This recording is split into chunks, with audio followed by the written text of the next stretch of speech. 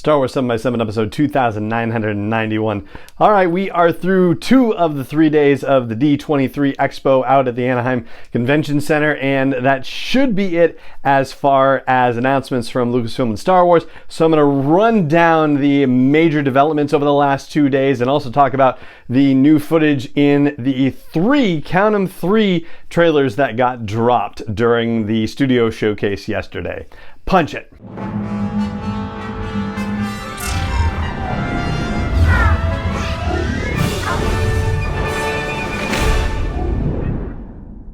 Hey Rebel Rouser, I'm Alan Voivod and this is Star Wars 7x7, your daily dose of Star Wars joy, and thank you so much for joining me for it. So yes, D23 is still going on. Today is the last day, but the first 2 days are the days where there was definitely going to be some Lucasfilm related content, Star Wars related content in the expo, and so I'm going to give you the quick rundown of the major news and announcements and also major non-news announcements, as it were. So on Friday they had a video game showcase, and that was one of the quote-unquote non-news announcement situations because they showed stuff from Jedi Survivor, which is the sequel to Jedi Fallen Order, and also from Star Wars Hunters, but they didn't show anything new apparently, and they also didn't give more specific release dates. We know that it's going to be March 2023 as of now for Jedi Survivor, and we still don't quite have a date for Star Wars Hunters just yet, so we're basically the same place where we were at the top of the month when I did my September monthly update. But the biggest news from Friday didn't happen at the expo. It actually happened outside of it, as Cinelinx first broke the news of the casting of Eamon Esfandi as Ezra Bridger for the live-action Ahsoka series. So Saturday was the studio showcase part 2. So part 1 had happened on Friday and was Disney and Pixar. The Saturday one included Lucasfilm and kicked off with Lucasfilm, as it turns out. So here's the rundown of the stuff that came out of there, and then we'll dig in a little deeper in a moment. First of all, a new trailer for Andor, and still on track for the September 21st debut. A trailer for Tales of the Jedi, which I believe is mostly, if not entirely, the same as what was shown at Star Wars Celebration. So that's now out there in public, and that is going to be arriving on October 24th. Excuse me, I mean to say October 26th. Sorry, October 26th for Tales of the Jedi. And then, getting away from Star Wars and just straight up Lucasfilm, Willow, they dropped a trailer for that, and it is still on track for November 30th, which then of course makes it debuting the week after the Andor series finishes. And then for everybody who was concerned about the fact that they didn't include the Bad Batch on the Disney Q4 release situation, and it wasn't mentioned as part of that calendar that dropped on the earnings day back in August, and it was supposed to be not a complete calendar and whatnot. Well, if you thought, okay, maybe this is a problem, then I guess you were right, because January 4th, 2023 is when Bad Batch Season 2 is going to premiere, and it's going to be a 2-episode premiere, and there will be 16 episodes of the series. And so maybe you're going to want to take the thing I'm about to tell you about The Mandalorian Season 3 as a similar situation. Previously, it had been announced that they were going to be releasing Mando Season 3 in February of 2023. Now, the new trailer that they dropped says streaming 2023. It doesn't say February on it, so yeah, now you can kind of chew your fingernails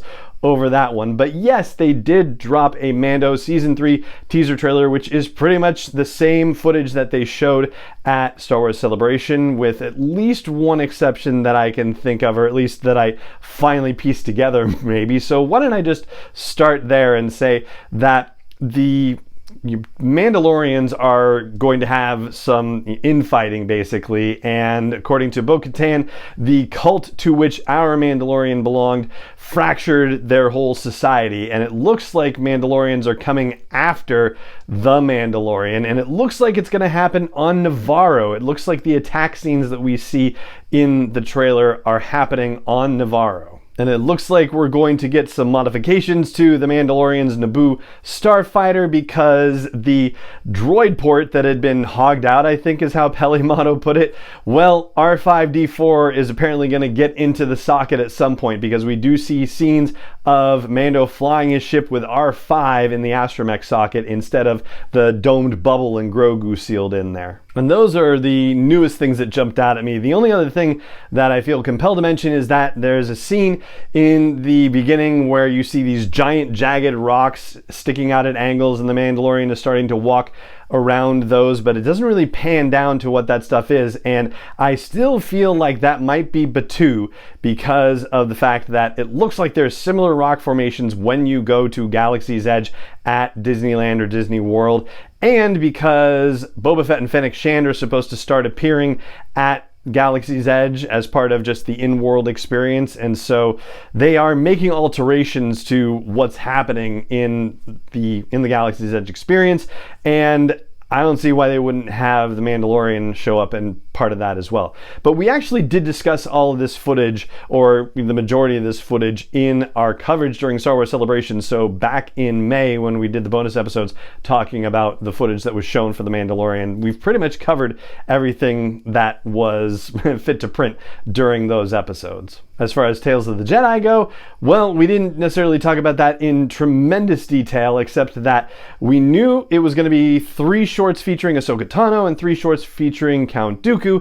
Because of the trailer, we now have kind of a better sense of what the timelines are. We're going to have a baby Ahsoka one, which is the same one that was actually shown in full at Star Wars Celebration Anaheim. Then there's going to be one which is more toward a younger Ahsoka, and then also, I guess, as she's developing as a Padawan underneath Anakin Skywalker's tutelage. And incidentally, when Matt Lanter had been saying that, oh yeah, I'm doing Anakin stuff, like I don't really put it down to Entertainment Weekly a couple of years ago, well, he's doing the voice of Anakin Skywalker in this, so there you go for that. And then it looks like the third one is going to take place after the events of Order 66, after the events of Season 7 of the Clone Wars. It looks like she attends Padme's funeral, so that of course is going to make everybody want to go back and rewatch Revenge of the Sith to see if George Lucas knew even then, or if they're just going to do some sort of digital change to it or something like that. But Ahsoka was at Padme's funeral, which is just mind-blowing, and there's going to be stuff where she faces an Inquisitor afterward as well. As far as Count Dooku stuff, we're going to see him with his Padawan Qui-Gon Jinn.